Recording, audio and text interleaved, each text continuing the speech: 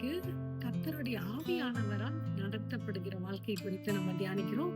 லூக்கா 1:27 ஆவியானவர் சிமியோனை அந்த நாளில் ஆலயத்துக்கு செல்லும்படியாக அவர் வழி நடத்தினார் என்று போட்டிருக்கிறது. சிமியோனுக்கு ஒரு தீர்க்கதரிசனம் உரைக்கப்பட்டிருக்கிறது, மேசியாவை காணாமல் அவர் மரிக்க மாட்டார் என்று.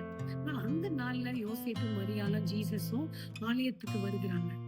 ஆவியானவர் சிமியோனை அழகாக அந்த நாளுக்கு then the spirit of the Lord அழகா போட்டிருக்கு, அவரை அந்த இடத்துக்கு போக சொல்லி அனுப்புகிறார்.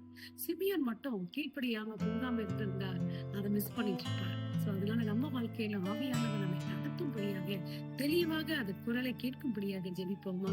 அன்பை தகப்பனே, இந்த நல்ல நாளுக்காக ஸ்தோத்திரம். இந்த நாளிலையும் நீர் எங்களை அழகாக வழி நடத்தும். நாங்க செல்ல வேண்டிய இடத்துக்கு எங்களை கொண்டு செல்லும், செல்லக்கூடாத இடத்துக்கு எங்களை தடுத்து நிற்கும்.